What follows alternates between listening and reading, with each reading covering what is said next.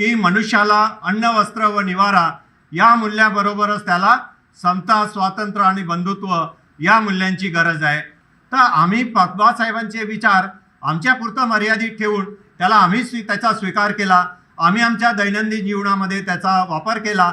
पण आम्हाला आजही वाईट वाटते की आमच्या देशाने अजूनही त्या साहित्याचा, त्या विचारांचा आणि त्या ग्रंथाचा फारसा विचार केला नाही की लिबर्टी, इक्वलिटी आणि फ्रेटर्निटी जगाच्या पातळीवर जरी हे मानवी मूल्य आलेले असले तरी माझ्या निदर्शनानुसार हे मानवी मूल्य भारतामध्ये 2500 वर्षापूर्वी भगवान बुद्धांनी दिलेले मानवी मूल्य होते. जेव्हा नेहरूंनी सांगितलं की बाबा आम्ही चायनाबरोबर एक करार करत आहोत आणि त्या करारामध्ये आम्ही जे धोरणं आखलेले आहेत ते 5 आहेत आणि म्हणून आम्ही त्याला पंचशील हे नाव दिलेलं आहे की चायनामध्ये राज्य समाजवादाची कशी इम्प्लिमेंटेशन झाली आहे. जे बाबासाहेबांनी भारताच्या संदर्भात बोललेले होते की जर हा देश स्वतंत्र झाला तर स्वतंत्र झाल्यानंतर या देशाच्या जे सरकार राहील त्या सरकारने सर्वप्रथम हे काम करावं की या देशातले सगळे मोठे उद्योग आणि लहान उद्योग म्हणजे basic industries and heavy industries या इंडस्ट्रीजना सरकारने आपल्या ताब्यात ठेवावं. तर अनेक देशांनी बाबासाहेबांच्या विचारांचा स्वीकार केलेला आहे. छोटे छोटे देश का असेना, व्हिएतनाम, थायलंडसारखे देश ज्यांनी मल्टिपल प्रोजेक्ट तयार केलेले आहेत. जे विचार बाबासाहेबांनी आपल्या आर्थिक धोरणातनं आमच्या देशामध्ये दिले होते. तर हे विपुल असं साहित्य जे बाबासाहेबांनी निर्माण केलेलं आहे त्या साहित्याची गरज आज जगालाही पडत आहे. साहित्य सगळं रिटर्न स्वरूपात, लेखी स्वरूपात आज आमच्या पुढे अस्तित्वात आहे आणि उपस्थित आहे. त्याचा आधार घेऊन आज सगळ्या वक्त्यांनी आपलं जे मत मांडलं त्यामध्ये ते त्या काळी जे बाबासाहेबांनी मत मांडलं होतं ते खरंच त्यावेळी प्रासंगिक होतं काय की आजच्या काळामध्ये आज या मॉडर्न युगामध्ये 75 वर्ष झाल्यानंतरही ते विचार तेवढेच प्रासंगिक आहेत काय याची जाणीव तुम्हाला झाली त्यांच्या विचारातनं आणि त्यांच्या मांडणीतनं.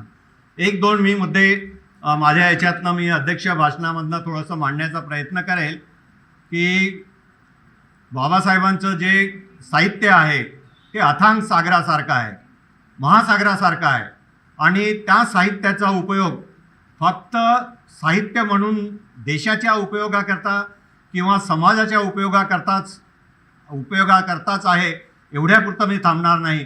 तर हा मानव जगातला कुठलाही असो, जगातला तो अमेरिकेचा असो, रशियाचा असो की भारताचा असो, त्या मानवाच्या दैनंदिन जीवनामध्ये जी उलाढाल होत असते त्याचं दैनंदिन जीवनामध्ये त्याला त्याचं कल्याण करायचं जर असेल तर मी प्रामुख्याने आज तुम्हाला म्हणू शकेल की बाबासाहेबांचं तत्त्वज्ञान आणि त्यांनी निर्माण केलेले साहित्य आमच्या मानवी जीवनाच्या कल्याणामध्ये तेवढंच आम्हाला हातभार लावणार आहे आणि तेवढंच महत्त्वाचं आहे. त्याचं एक मी उदाहरण तुम्हाला देऊ इच्छितो की आज सकाळपासनं आम्ही डेमोक्रेसीवर खूप चर्चा केली. आता शेवटपर्यंत लोकशाही आणि लोकशाहीचे मूल्य पण आम्ही मांडण्याचा प्रयत्न केला. त्यामध्ये घोडेस्वार सरांनी प्रत्येक म्हणजे प्रिॲम्बलच्या सकाळच्या उद्देशिका रिडिंगपासनं तर त्यांनी आपली केलेली मांडणी, त्या मांडणीमध्ये लिबर्टी, इक्वेलिटी आणि फ्रॅटर्निटी म्हणजे समता, स्वातंत्र्य आणि बंधुत्व या मूल्यांचा वारंवार वापर झालेला आहे, वारंवार उल्लेख झालेला आहे. तुम्हाला एक उदाहरण सांगतो. रशियामध्ये जेव्हा ऑक्टोबर रिव्हॉल्युशन झाली 1917मध्ये त्यावेळी तिथे एक उद्घोष करण्यात आला होता की या क्रांतीनंतर आमच्या देशामध्ये कुणीही माणूस उपाशी राहणार नाही. म्हणजे अन्न, वस्त्र व निवारा या मानवी जीवनाला आवश्यक असणाऱ्या ज्या बेसिक गरजा आहेत त्याची पूर्तता करण्याची एक हमी रशियाच्या त्या क्रांतीमधनं देण्यात आली होती. पण त्यापूर्वी आपण पाहतो की फ्रान्समध्येही क्रांती झालेली आहे आणि त्या क्रांतीचा उल्लेख, त्या क्रांतीमधनं लिबर्टी, इक्वलिटी आणि फ्रेटर्निटी याचा उद्घोष त्या क्रांतीमध्ये झाला. त्या क्रांतीमध्येही ती मांडणी करण्यात आली की आमचं सरकार जर सत्तेत आलं तर आम्ही मनुष्याला त्याचं स्वातंत्र्य बहाल करू, त्याची फ्रॅटर्निटी त्याला बहाल करू आणि इक्वेलिटी आम्ही बहाल करू. संविधान सभेमध्ये जेव्हा डिबेट सुरू होते तेव्हा एका मेंबर ऑफ पार्लमेंटनी बाबासाहेबांना प्रश्न विचारला की बा तुम्ही तुमच्या भाषणामधनं या कॉन्स्टिट्यूशन डिबेटमधनं वारंवार लिबर्टी, इक्वलिटी आणि फ्रेटर्निटीचा वापर करत आहात, उल्लेख करत आहात, तर तुम्ही असं नवीन काय सांगत आहात आम्हाला? 1700च्या दशकामध्ये फ्रान्समध्ये जी क्रांती झाली त्यांनी हाच उद्घोष केला होता, मग तुम्ही नवीन काय देता? तेव्हा त्या मेंबर ऑफ पार्लमेंटला नम्रपणे उत्तर देताना बाबासाहेब अगदी प्रामाणिकपणे म्हणतात की मला अलीकडे झालेल्या या 17व्या दशकामध्ये जाण्याची गरज नाही. माझे मास्टर ज्यांनी 2500 वर्षापूर्वी मानवी जीवनामध्ये मनुष्याच्या कल्याणाकरता एक महत्त्वाचे जे मानवी मूल्य दिले आणि ते मानवी मूल्य होते समता, स्वातंत्र्य आणि बंधुत्व. मी माझे हे मानवी मूल्य मनुष्याच्या जीवनाकरता, त्यांच्या कल्याणाकरता मी माझ्या भगवान बुद्धांच्या माझ्या मास्टरपासून घेतलेलं आहे. मला अलीकडे झालेल्या क्रांतीकडे जायची गरज नाही. आणि म्हणून जेव्हा रशियामध्ये क्रांती झाली तेव्हा त्यावर लगेचच्या लगेच बाबासाहेबांनी कुठलंही कॉमेंट्स केलं नाही, कारण जगामध्ये एक नवीन संदेश पसरायला लागला होता की रशियाच्या या क्रांतीमुळे एका नवीन साम्यवादाचा उदय झालेला आहे. त्यावर बाबासाहेबांनी कुठलंही कॉमेंट्स केलेलं नव्हतं लगेचच्या लगेच. पण 1919मध्ये कॉमेंट्स करताना ते म्हणतात, मला रशियाच्या साम्यवादाच्या विरोधात जायचं नाही, पण रशियाचा साम्यवाद हा मनुष्याला परिपूर्ण करणारा नाही, त्यामुळे मी मनुष्याकडे बघत असताना मला मनुष्य हा परिपूर्ण हवा आहे. आणि म्हणून अन्न, वस्त्र व निवारा या बेसिक गरजा जरी मनुष्याला मिळाल्या तरी तो मनुष्य म्हणून परिपूर्ण होईल असं मी मान्य करत नाही. तर मी त्या मनुष्याला समता, स्वातंत्र्य आणि बंधुत्व हे मूल्य जर त्याला मिळाले तर त्याच्या खऱ्या जीवनामध्ये, त्याच्या दैनंदिन जीवनामध्ये त्याच्या जीवनाचा एक मार्ग मिळेल आणि त्याचं कल्याण होऊ शकेल.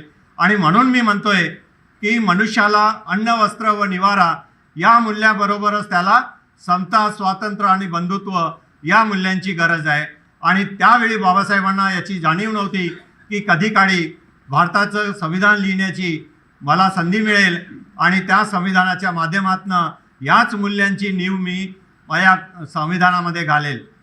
तरीसुद्धा त्यांनी त्या मूल्यांचा उल्लेख त्या काळामध्ये केलेला होता. आणि आज आपण पाहतो की रशियाच्या त्या क्रांतीमध्ये केलेला तो उद्घोष तो मनुष्याला परिपूर्ण करणारा ठरला नाही. आणि त्याचे रिझल्ट बाबासाहेब म्हणतात की क्रांती जरी झाली असेल तरी ही फार काळ टिकणार नाही, कारण यामध्ये मनुष्याचे समता, स्वातंत्र्य आणि बंधुत्व हिरावल्या गेलेले आहेत. आणि आपण बघतो की 1991ला जरी त्या काळामधले USSR असेल, एक मोठा रशिया असेल, तो 91मध्ये परत जैसे तेच्या स्थितीत आला आणि ते सगळे छोटे छोटे देश जे त्यापासून वेगळे झाले होते परत ते आपल्या वेगळ्या देशाच्या माध्यमातून निर्माण झाले. आणि आज आपण पाहतो की युक्रेन, कझाकिस्तान, उझबेकिस्तान, बाकूसारखे असे सगळे देश जे आहेत ते आज वर डोकं काढायला लागलेले आहेत आणि आपली प्रगती स्वतः करता आहेत. आणि म्हणून रशियाने युक्रेनवर परत एकदा युद्ध करून फक्त आपलं विस्तारवादी धोरण इम्प्लिमेंट करण्याच्या दृष्टिकोनातनं विकासाकडे न जाता संपूर्ण जगामध्ये विस्तारवादी धोरणाचा एक मोठा पैलू आपल्याला बघायला मिळत आहे. आणि म्हणून आम्ही बाबासाहेबांच्या साहित्याचा वारंवार उल्लेख करणं गरजेचं आहे, वारंवार त्या साहित्याचं रिपिटेशन करणं गरजेचं आहे की आमच्या जनरेशनला, तुम्ही इथे बसणारे जेवढे लोक आहेत त्यांना या साहित्याची नव्याने ओळख पटवून द्यायची गरज नाही, कारण तुम्ही सगळ्यांनी बघितलेलं आहे, साहित्य बघितलं आहे, वाचलेलं आहे आणि अनुभवलेलं आहे. पण तुमची जी येणारी जनरेशन आहे त्या जनरेशनला या साहित्याच्या माध्यमातून संस्कारित करण्याची जबाबदारी आज मात्र तुमच्यावर आलेली आहे. अन्यथा तुम्ही बघतात की काय रिझल्ट येणार आहेत. आणि म्हणून आपण फक्त बाबासाहेबांच्या साहित्याचा उल्लेख करत आहोत सकाळपासनं, कारण आपल्याला बाबासाहेब जवळचे वाटत आहेत, आपले वाटत आहेत. म्हणून आपण त्यांच्या साहित्याचा आणि त्यांच्या जेवढेही विषय आज आम्ही मांडणीला घेतले, चर्चेला घेतले, त्या प्रत्येक विषयामधनं दोन गोष्टी प्रामुख्याने पुढे आलेल्या आहेत की बाबासाहेबांनी मांडलेल्या साहित्यातनं जे विचार त्यावेळी त्यांनी मांडले ते त्या काळात कदाचित प्रासंगिक होते, पण मी म्हणेल की त्याहीपेक्षा जास्त प्रासंगिक ते विचार आज आहेत. आणि त्याचं उदाहरणं आज आम्हाला जगाच्या पातळीवर देताना दिसत आहेत. आम्ही जेव्हा आमच्या लोक जेव्हा सांगतात, आज जे आमचे व्याख्याते किंवा आमचे वक्ते जेव्हा इथे बोलून गेले तेव्हा काही लोक असे म्हणतात की बाबा हे तर सगळे साहित्यिक आहेत, ऑलरेडी यांनी पुस्तकं वाचलेले आहेत, यांनी ऑलरेडी अभ्यास केलेले आहेत आणि तेच आम्हाला सांगतायत.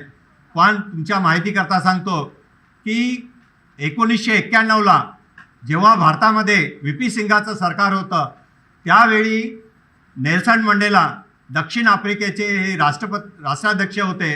त्यांना भारतरत्न हा भारताचा सर्वोच्च पुरस्कार व्ही.पी. सिंगांनी बहाल केलेला होता आणि ते आपल्या देशातनं चार्टर्ड विमानाने दिल्लीला आले आणि राष्ट्रपती भवनामध्ये झालेल्या त्या कार्यक्रमामध्ये ते हजर होते. जे काही प्रारूप होतं त्या भारतरत्नाचं ते त्यांना व्ही.पी. सिंगांनी त्यावेळी राष्ट्रपतीच्या हस्ते त्यांना बहाल केलं. पण मी तुमच्या माहितीकरता सांगतो की त्यावेळी महाराष्ट्र सरकारच्या ग्रंथनिर्मिती मंडळाने प्रकाशित केलेले 16 व्हॉल्यूम हे सुद्धा व्ही.पी. सिंगांनी नेल्सन मंडेला यांना भेट दिली होती आणि नेल्सन मंडेला हे स्वतः आपला चार्टर्ड विमानाने आले होते. त्यामुळे तुमच्या आमच्यासारख्यांना विमानाचा प्रवास करायचा, लिमिटेड वजन घेऊन जायचा हा प्रकार नव्हता. त्यामुळे त्यांनी तेवढ्या वजनाचे ते 16 व्हॉल्यूम्स 1991ला आपल्या देशामध्ये घेऊन गेले.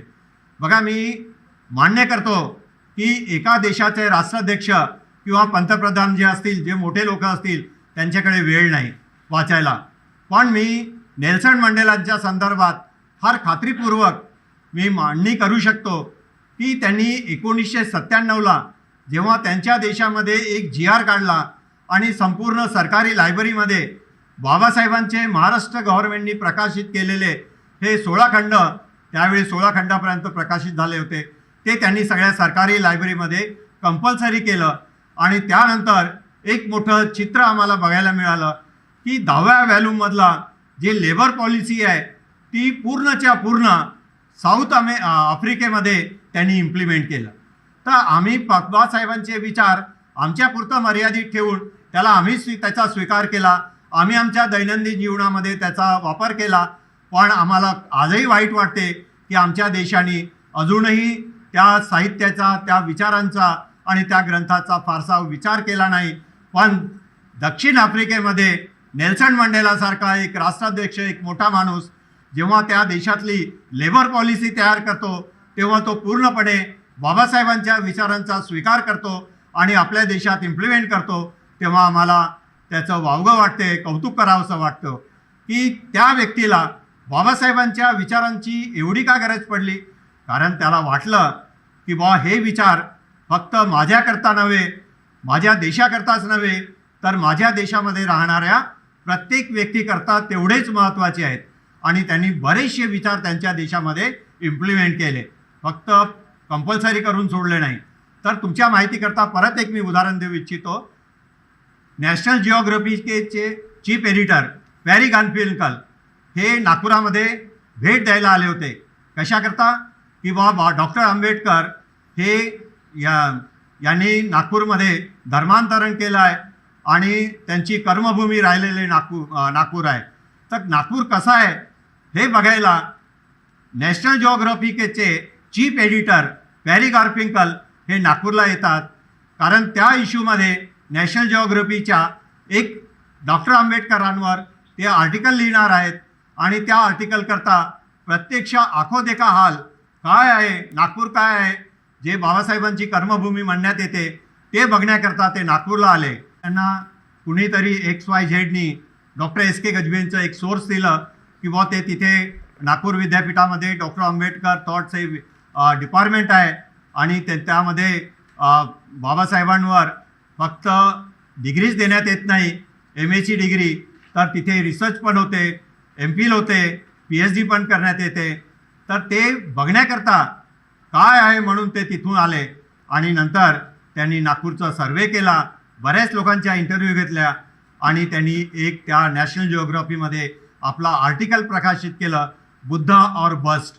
त्यामध्ये ते म्हणतात की लिबर्टी, इक्वलिटी आणि फ्रेटर्निटी जगाच्या पातळीवर जरी हे मानवी मूल्य आलेले असले तरी माझ्या निदर्शनानुसार हे मानवी मूल्य भारतामध्ये 2500 वर्षापूर्वी भगवान बुद्धांनी दिलेले मानवी मूल्य होते, जे मनुष्याच्या जीवनाकरता अतिशय महत्त्वाचे आणि फक्त प्रासंगिक नव्हे तर त्यांच्या दैनंदिन जीवनामध्ये त्यांचं कल्याण करणारे हे मूल्य होते. आणि ते मूल्य, त्या मूल्यांचा स्वीकार बाबासाहेबांनी केला, डॉक्टर आंबेडकरांनी केला आणि त्यांच्याच पावलावर पाऊल ठेवून त्यांनी चालण्याचा जो प्रयत्न केलेला आहे, हे त्यांच्या निर्माण केलेल्या साहित्यातनं मला जवळून बघायला मिळालं. हे माझे शब्द नाही, तर पॅरी गारफिंकलचे शब्द आहेत. तुम्हाला जर कदाचित एखाद्या वेळी ते बघायचा जर विचार झाला तर माझ्याकडे ते पुस्तक त्यांचं जे प्रकाशित झालेलं आहे ते अवेलेबल आहे. आता मी जरी इथे आणलो नसलो, पण तुमच्यापैकी जर कोणी नागपूरला आलं तर निश्चितच तुम्ही माझ्याकडे येऊन पॅरी गारफिंकलनी, जे चीफ एडिटर नॅशनल जिओग्राफीचे आहेत, एका मोठ्या मासिकाचे, एका मोठ्या पत्रिकेची, त्यांनी लिहिलेलं ते आर्टिकल्स तुम्ही बघू शकता. त्यांनी बाबासाहेबांच्या साहित्याचा कशा प्रकारे उल्लेख केलेला आहे की मनुष्याच्या जीवनामध्ये हे साहित्य किती मूल्यवान आहेत आणि ते मनुष्याच्या जीवनामध्ये त्यांच्या कल्याणाकरता कशा प्रकारे योगदान देऊ शकतात, याची मांडणी त्यांनी आपल्या लेखणीने केलेली आहे. तर त्यामुळे तुम्ही अजून काय म्हणू शकता. आज आगलावे सरांनी इथे जी मांडणी केलेली आहे, दोन विषयाला पकडून, एक फॉरेन पॉलिसीवर त्यांनी आपले विचार प्रखरपणे विचार मांडले आणि दुसरे विचार राज्य समाजवादावर. या दोन्ही विचारांच्या अंती आम्ही पाहतो की नेहरूंच्या फॉरेन पॉलिसीवर बाबासाहेबांनी कशा प्रकारे विरोध केलेला होता.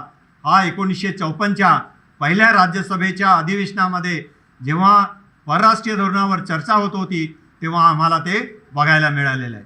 त्याच धोरणातनं जेव्हा पंचशीली हा शब्द त्यांच्या याच्यातनं पुढे आलेला आहे, त्यावरनं जेव्हा नेहरूंनी सांगितलं की आम्ही चायनाबरोबर एक करार करत आहोत आणि त्या करारामध्ये आम्ही जे धोरणं आखलेले आहेत ते 5 आहेत आणि म्हणून आम्ही त्याला पंचशील हे नाव दिलेलं आहे.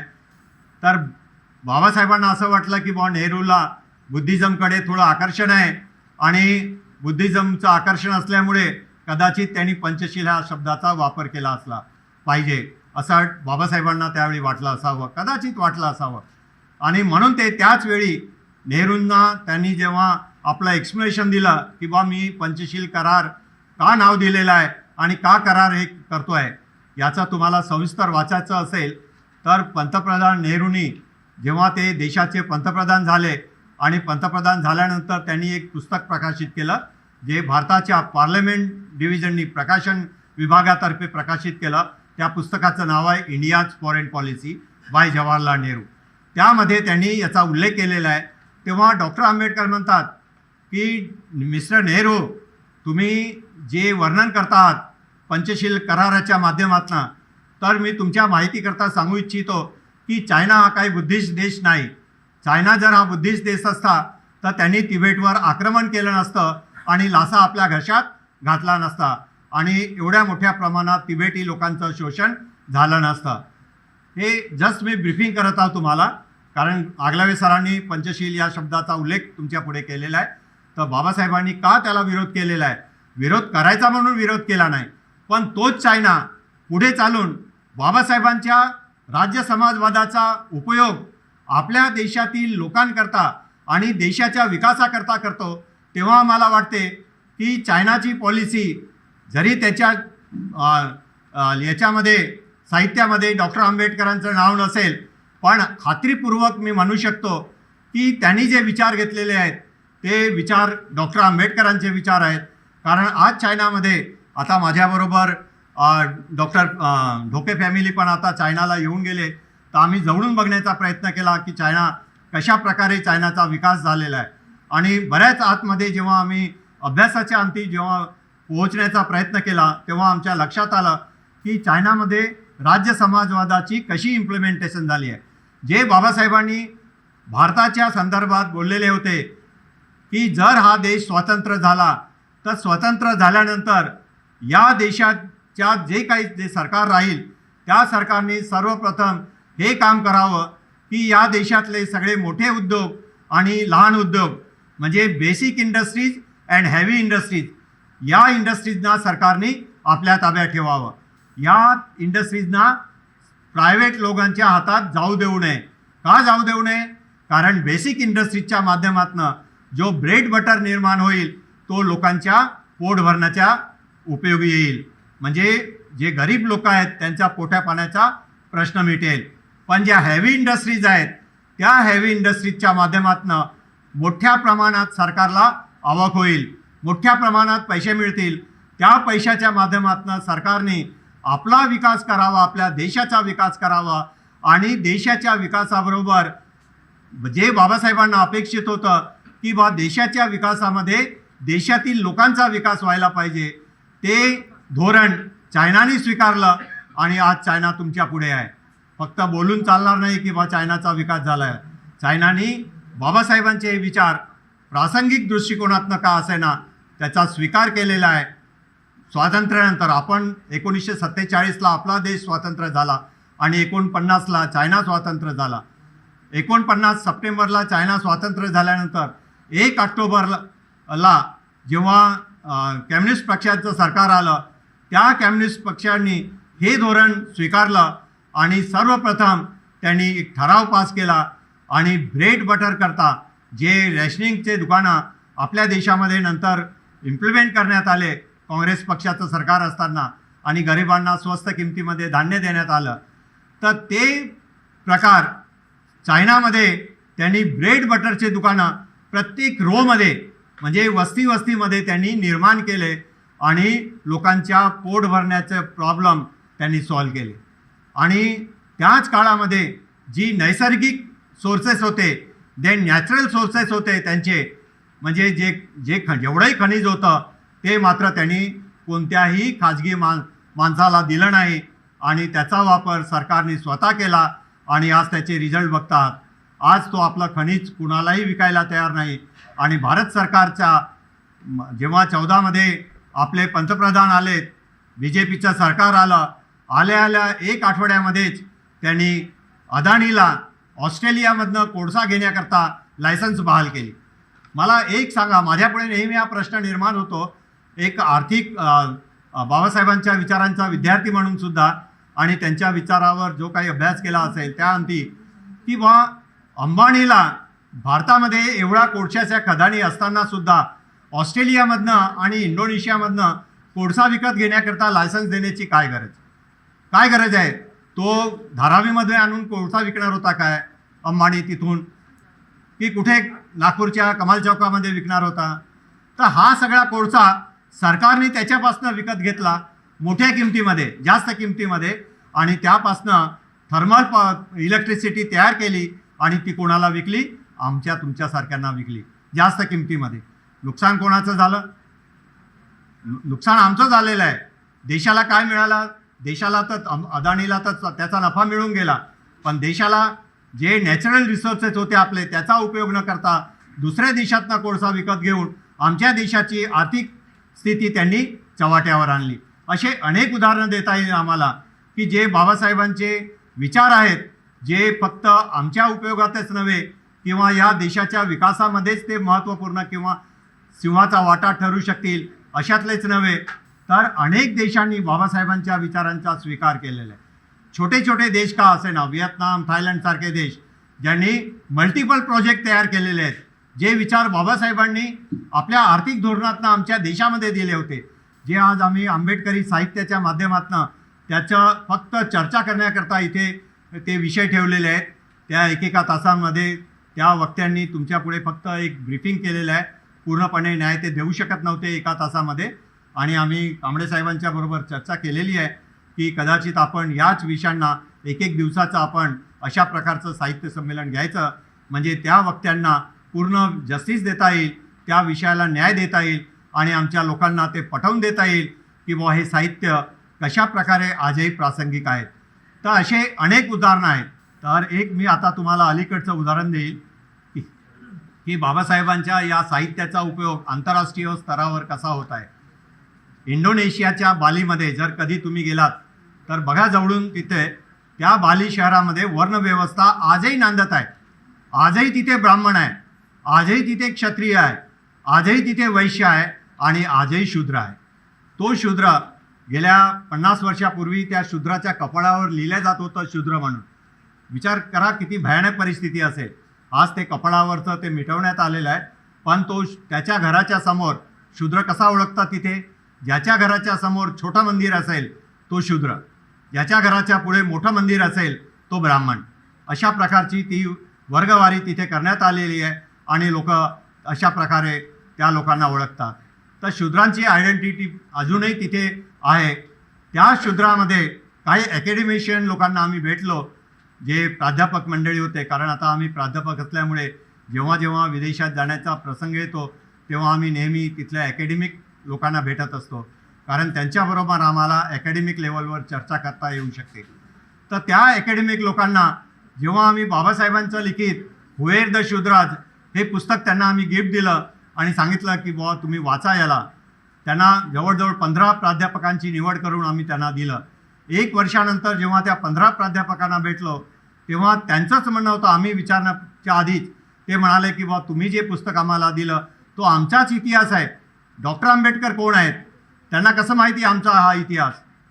तर विचार करा, हुएर द शूद्राज लिहिलेलं पुस्तक भारतामध्ये, ते पुस्तक इंडोनेशियाच्या बालीच्या एका प्राध्यापकाला वाटते की हा आमचा इतिहास आहे आणि त्याला त्या इतिहासाची जाणीव पटवून देण्याकरता आम्ही त्याला सांगतोय की बाबा तुम्ही जे शूद्र होते इथे, तुमचे पूर्वज जे शूद्र म्हणून राहत होते ते त्या काळात बौद्ध धर्माला मानणारे होते आणि बौद्ध धर्माला मानणारे होते.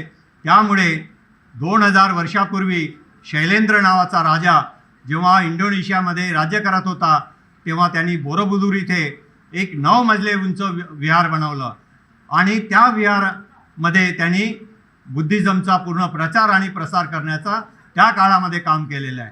ते का केलं त्यांनी, त्यावेळी बुद्ध धर्माला मानणारे लोक होते म्हणून त्यांनी केलं. तर हे विपुल असं साहित्य जे बाबासाहेबांनी निर्माण केलेलं आहे, त्या साहित्याची गरज आज जगालाही पडत आहे. आम्हाला तर पडतेच आहे, कारण आमच्या डिपार्टमेंटमध्ये साहित्याच्या माध्यमातून आमचे अनेक विद्यार्थी आज संशोधक झालेले आहेत.